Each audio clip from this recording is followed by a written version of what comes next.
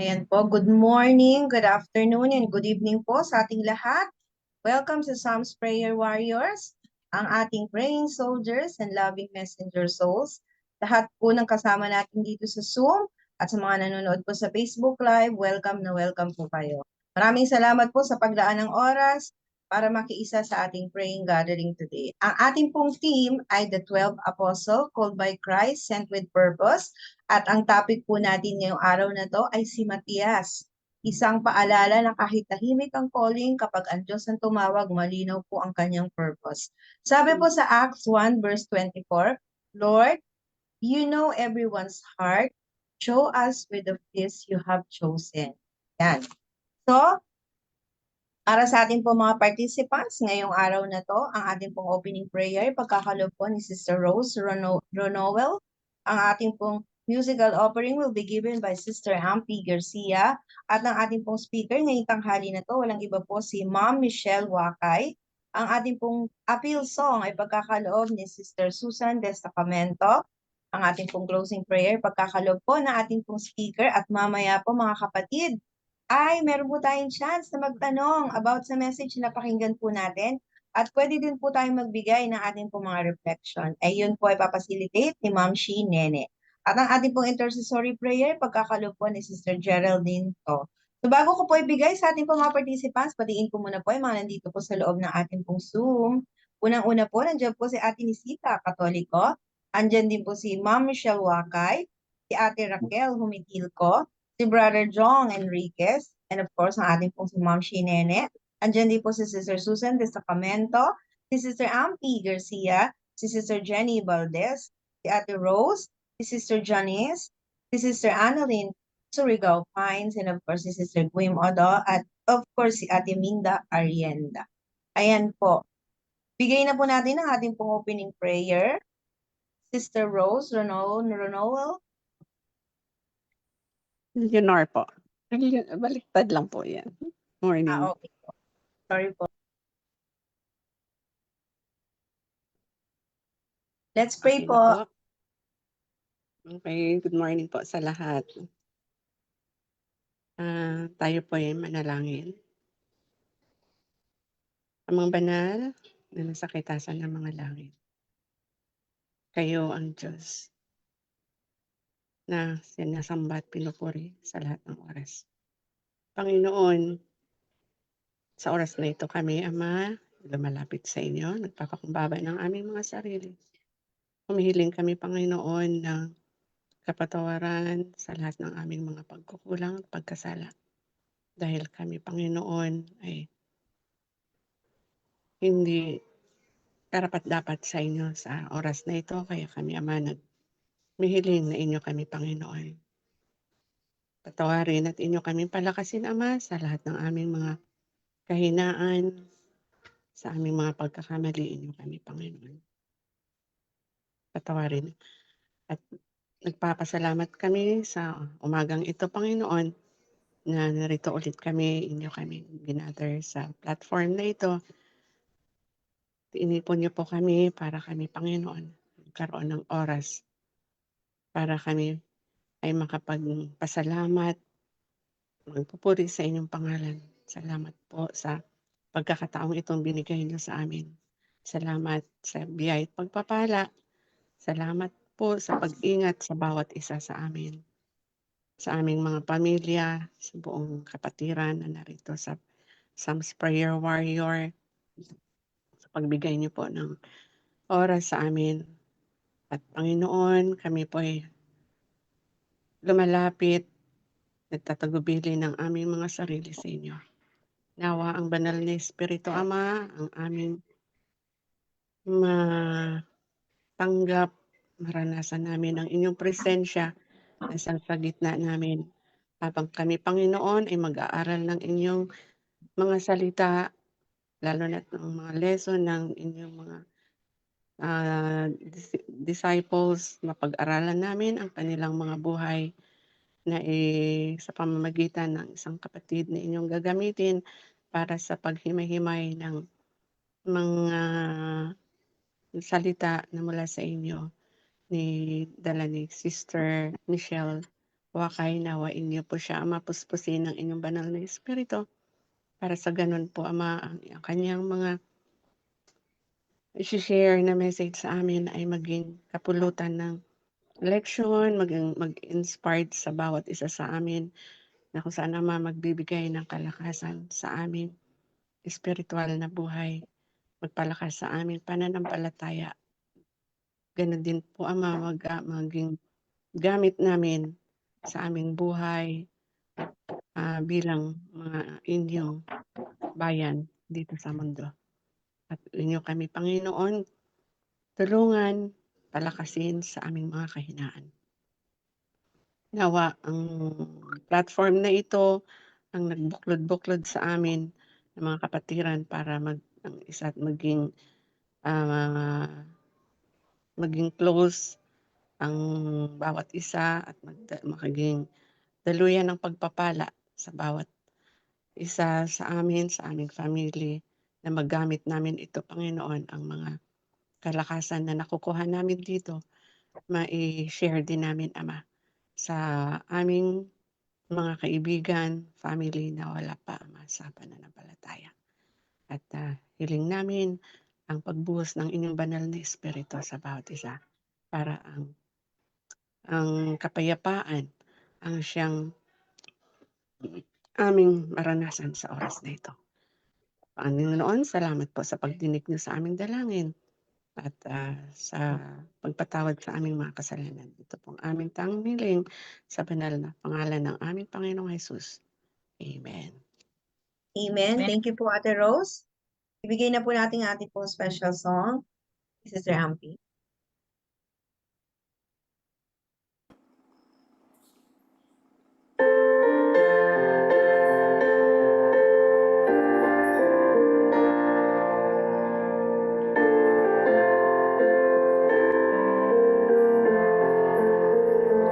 I am thine, O Lord, I have heard thy voice, and it told thy love to me.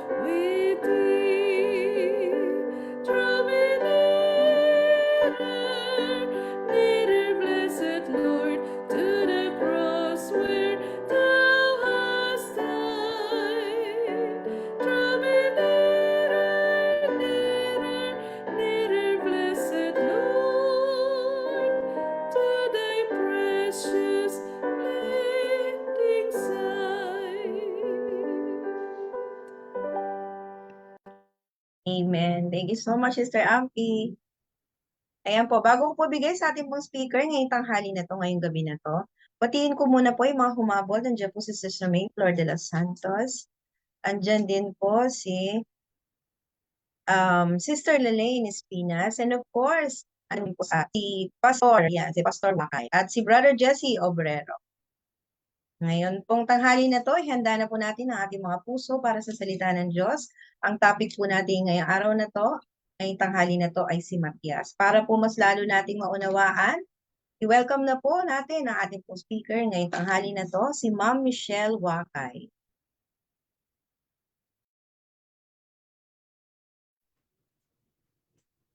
Ayan. Magandang araw po sa inyong lahat. Magandang gabi, magandang tanghali, kung anong oras man dyan sa inyo. Gusto po muna rin bumati ng aming dalawang anak. Ayan. Bakit blurred ka? Ayan. So, magandang araw po sa inyo. And we are happy to be here again, joining you sa atin pong Psalms Prayer Warriors Worship. So, ayun. Mag-exit na po muna silang dalawa. Later na lang ulit mag-join. So magandang araw po muli sa inyong lahat. Ngayong pong araw na ito ang ating pag-aaralan na isa sa mga 12 disciples at ang name niya ay si Matthias. Ayan. Nung una ko pong tinanggap itong character na ito, itong topic na to, naisip ko na parang sino ba si Matthias? Hindi siya ganun ka-familiar sa akin. Hindi siya ganun kasikat sa Bible. Para sa akin, hindi rin siya sikat yung character niya sa Bible. Tapos, sabi ko, nandun ba siya? anong parte niya? And so, I'm blessed na with this assignment, ay mas nakilala ko siya. And I want to share my learnings and reflections to you.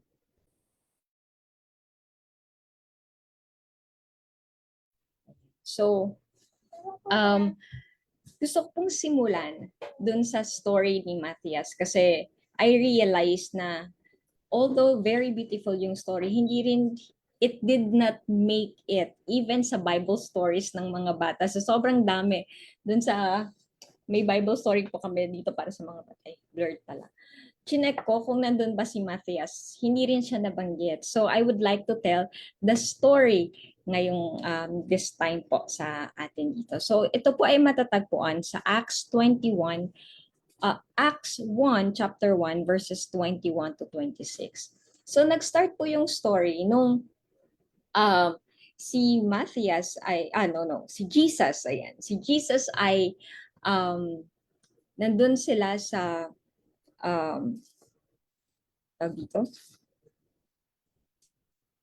sa Mount Olivet. Ayun, Olivet. At ito na yung time na umakyat na si Jesus papunta sa heaven. This is after his death, after his resurrection. At ito na ngayon nag-meet sila ng kanyang mga disciples dito sa Mount Olivet. At nagpaalam na nga si Christ. Binigay niya yung kanyang dito. He gave his charge doon sa kanyang mga disciples at umakyat na siya heavenward. And after that, may nakita silang angels na sinabi, why are you looking up? That same Jesus will come back. Ayan, the same way that you see him na ma-lift up sa heaven. And after that, atong mga disciples na to, they went back to Jerusalem. Umuwi na sila, tapos na yung main event. So they went back doon sa upper room. Dito pala nakastay based doon sa Acts. Doon nakatira talaga si Peter, si James, si John, si Andrew. Doon sila nagstay, yung mga disciples ni Christ. And kasama nila sa pagpunta doon is yung iba pa nilang kasamang mga followers din ni Christ. Si Mary, yung iba pang mga babae na kasama nila, and even the other disciples who were not mentioned. And there in the upper room, they prayed and they fellowshiped. Nagpalakasan sila sa isa't isa doon sa lugar na yun. And during that time, ay nagsalita si Peter. At sinabi ni Peter na, sabi niya, kailangan ma-fulfill yung scripture. Kailangan nating sundin yung scripture. Yung prophecy At sabi kasi sa prophecy na sa Psalms 69:25 at saka sa Psalms 109:8, sabi dito ni Peter, ayan, for it is written in the book of Psalms regarding to kay Judas na nagbetray kay Jesus, kasi 'di ba, nagbetray nga tapos nagpakamatay siya. So kulang na yung 12 disciples.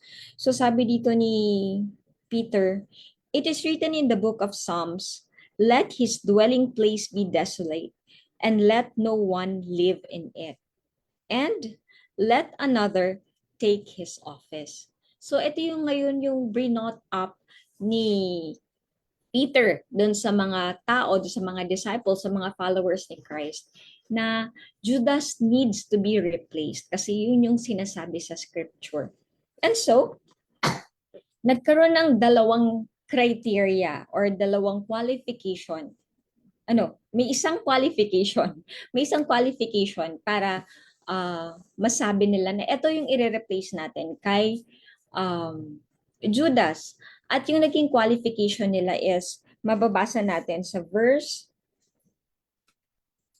21 to 22. Sabi dito, therefore, of this man who have accompanied us all the time that the Lord Jesus went in and out among us, beginning from the baptism of John to that day when he was taken up from us, one of these must become a witness with us of his resurrection. So in short, ang qualification nila ay dapat itong person na papalit kay Judas ay, kumbaga, yung presence niya ay ando na simula pa lang ng baptism ni Jesus, nung binaptize siya ni John, hanggang sa lahat ng ministries, hanggang sa, sabi dito, all the in and out, yung pagpasok, paglabas, until the death, until the resurrection, and until the ascension, nandun dapat. So yun yung naging qualification nila. At may dalawang persons, may dalawang tao silang pinopose para sa position na to. So one is Joseph, called Barsabas Justus. Justus, ayan, kalang pronunciation. So yung isa is si Joseph, called Barsabas, at yung isa is si Matthias. So ito yung first time na na-mention yung kanyang pangalan sa Bible. So silang dalawa yung na-shortlist based sa qualification. And with that, they prayed again, and to determine the one that is chosen by God, they casted lots. So ito ay usually ginagawa sa Bible times, yung pagka-cast ng lot to know kung ano yung instruction ni God. So they casted lots, and the lot fell on Matthias. Sabi dito sa verse 26, and they cast their lots, and the lot fell on Matthias, and he was numbered with the 11 apostles. So he was considered one of the 12 na during that time. And in this verse is the second time that Matthias' name was mentioned. And interestingly, after that second time, hindi na ulit na mention ang kanyang pangalan sa Bible. Natapos na lang kang Revelation, hindi na ulit siya na mention. And so, with this very short story, and with this very brief encounter kay Matthias, nagkaroon ako ng reflection. Nakita ko clearly yung character ni Matthias. At yun yung gusto kong i-share sa inyo this morning. And I have two na gusto kong i-highlight. One of that is consistent and faithful si Matthias, regardless of recognition and title. So dun sa sinabi sa verse na he was with them, dun sa qualification na accompanied us all the time. So laging kasama, that the Lord Jesus went in and out among us. So simula pa lang sa baptism, ando na si Matthias. At um, all yung mga sermons ni Jesus, yung mga miracles, he was there. Hindi lang siya na-recognize, wala siyang title na disciple, wala siyang ganun. Andun lang siya. He was there, his presence is there. He is learning, he is growing, he is following sa araw-araw na pagmiministro ni Jesus, nandun siya. And for 3 years, kumbaga, ano siya, natatakpan siya ng nakatago yung kanyang character. Ayan. May nagsabi na he could be, most probably he is one of those 70 disciples na sinend out ni Jesus para mag-preach at pagaling ng mga may sakit. So I could imagine na si Matthias ay talagang, he is very eager in his sa kanyang pagsunod sa Panginoon. And I could just imagine, like, hindi siya yung person na since walang recognition, walang likes, walang tawag dito, hindi siya man lang nabanggit ni once dun sa 3 years na yon. And yet, he became faithful to God. So, yun yung naitanong ko sa sarili ko na, ako ba minsan naghahanap ba ako ng recognition? Naghahanap ba ako ng, nagde-demand ba ako ng title na kailangan officer muna ako ng church bago ako gumawa? Or kapag katapos kong maglingkod, pag walang lumapit sa akin para magpasalamat, do I feel bad?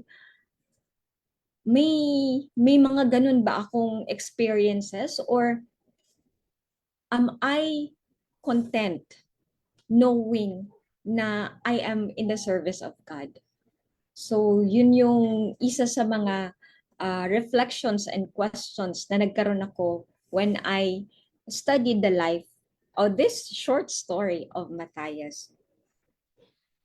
And number 2, yung una is, he is consistent and faithful regardless of recognition and title.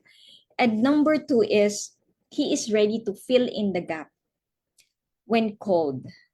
Ayan. So, term natin ngayon, panakip-butas. Yung tipong wala naman talaga sa plano, pero since may hindi sumipot, so ito na lang. Ano yun? Pang patch up. Panakip-butas. Panakip-butas. Ayan, panakip-butas. Parang medyo masakit yung ganung yung term na ganun. Yeah, it's really hurting. Kung pepersonalin sa lahat ng aspeto, parang negative talaga yung connotation ng panakip-butas. Pero dito nakita ko yung humbleness ni Matthias. Na naging panakip-butas siya, yes. Hindi naman talaga siya part ng 12. Pero when he was called, he stepped in and filled the gap. I totally believe that he had his own challenges. Maybe outside kasi, syempre, parang bakit siya, or maybe there are people who have questioned his, yung pagkakalagay sa kanya doon. And if I would be in Matthias' shoes, parang ni-imagine ko na medyo hesitant ako na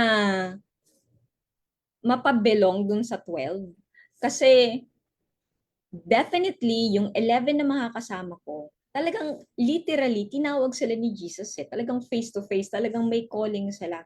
Pero itong si Matthias, ayun, panakip-butas. So, since nawala si Judas, siya, and he was not called by Jesus himself personally na come follow me.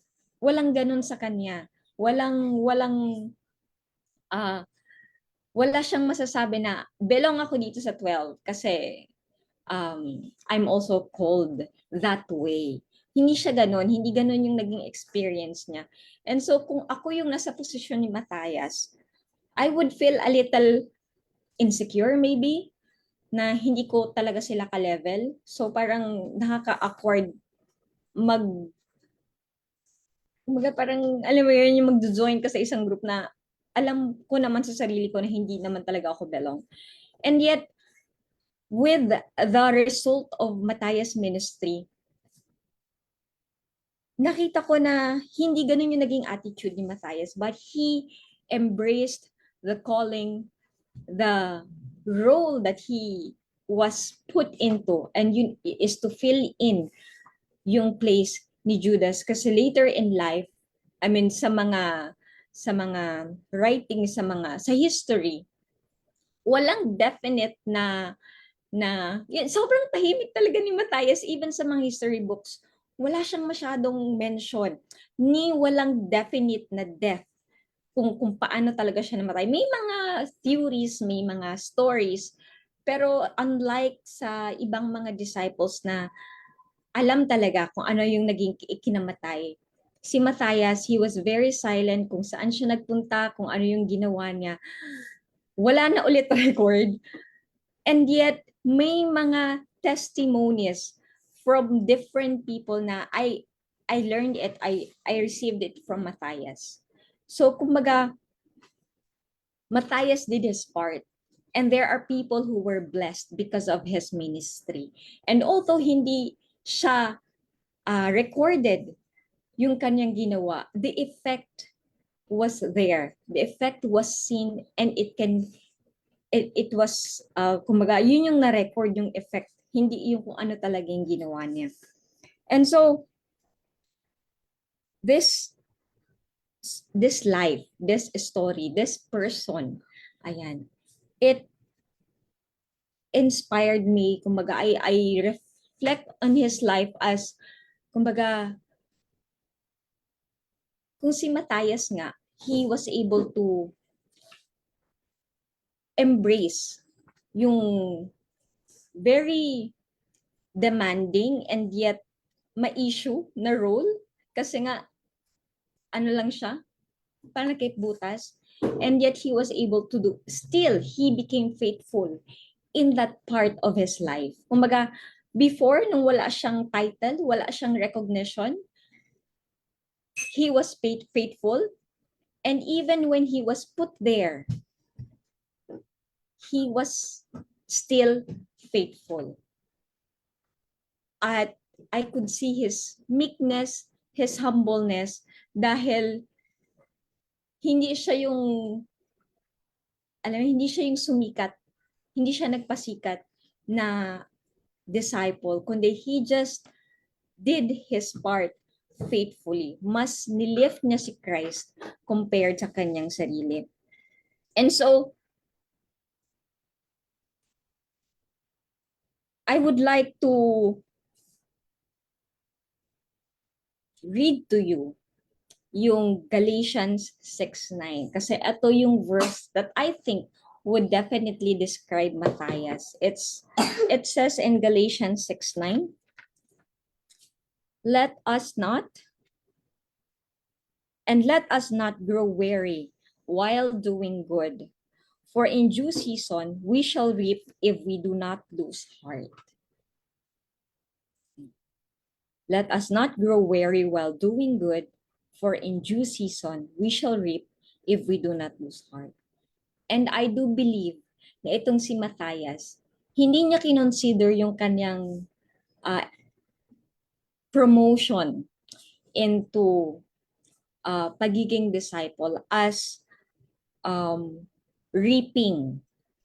Hindi yun yung reward niya for being faithful for 3 years. I do believe that Matthias is still looking forward to that reward in heaven.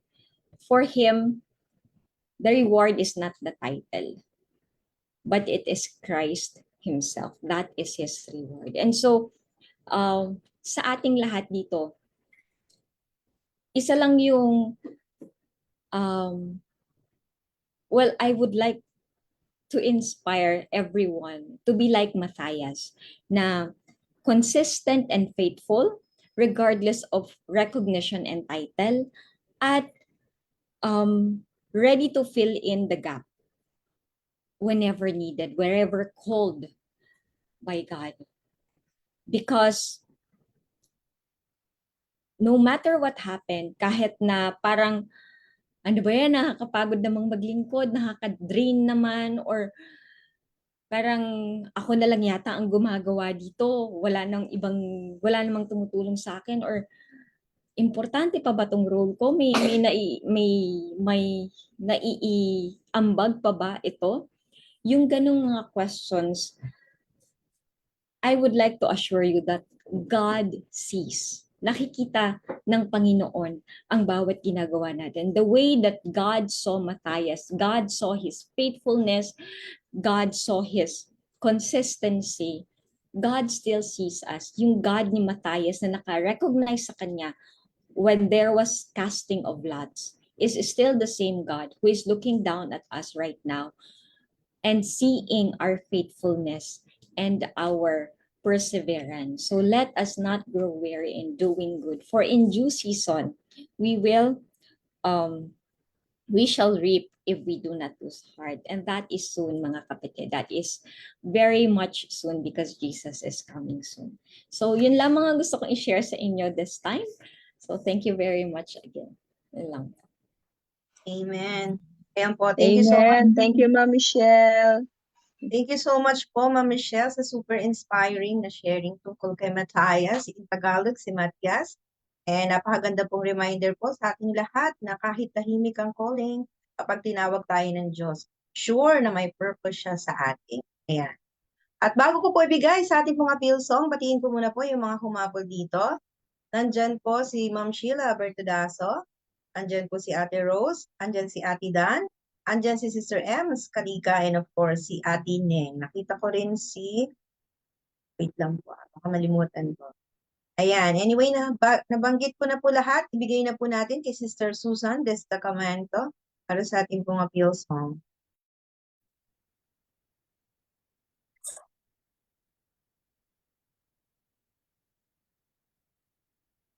Hello po. Hi. Amen po dun sa magandang mensahe ni Sis Michelle. Akapela na lang po ito .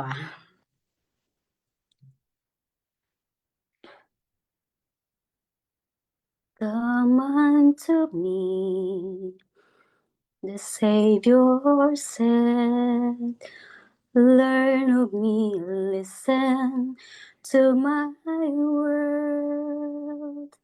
The multitude that follow there in Galilee marvel of his wisdom, at the truth they heard him speak. For in the Master's voice they heard the power that framed the heavens, the peace that stilled the tempest, the love that saved us all. Oh, can't you hear his voice? Re-echo o'er the ages with the promise of salvation of our souls, with the hope of life and everlasting joy. To the humble who will hear the Master's voice. Abide in me, the Savior said. Walk with me in meekness and be blessed. He taught them on the mountain, he taught them by the sea. In word and deed he taught them, and he said, come follow me. And in the Master's voice they heard the power that framed the heavens, the peace that stilled the tempest, the love that saves us all. Oh, can't you hear his voice? Re-echo o'er the ages with the promise of salvation to our souls, with a hope of life and everlasting joy. To the humble who will hear the Master's voice.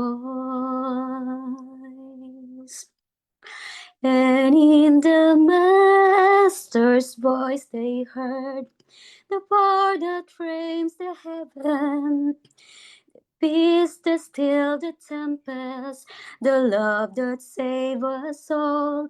Oh, can't you hear his voice re-echo o'er the ages with the promise of salvation to our souls, with the hope of life and everlasting joy, to the humble who will hear the Master's voice.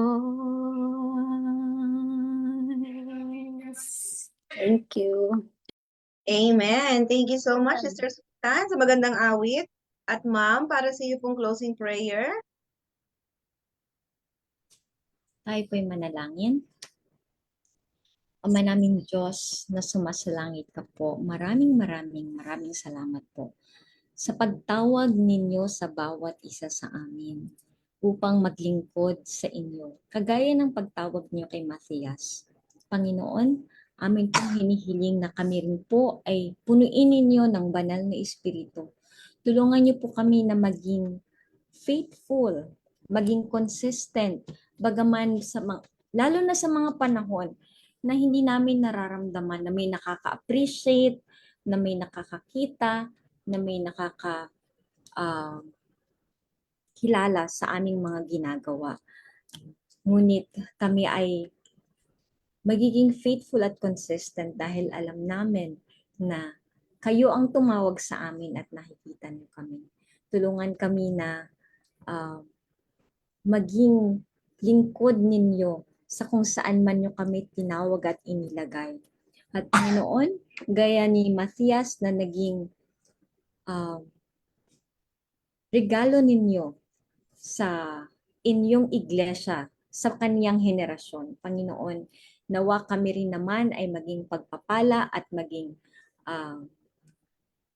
inyong blessing sa aming kinalalagyan sa kung nasaan man po kami ngayon. Kami magsilbing ilaw, magsilbing inyong mga puso at kamay sa mga taong nasa paligid namin. Upang hindi man namin makamtan ang reward dito sa mundong ito. Alam namin na kayo ay may inihandang tahanan para sa amin dyan sa langit na bayan.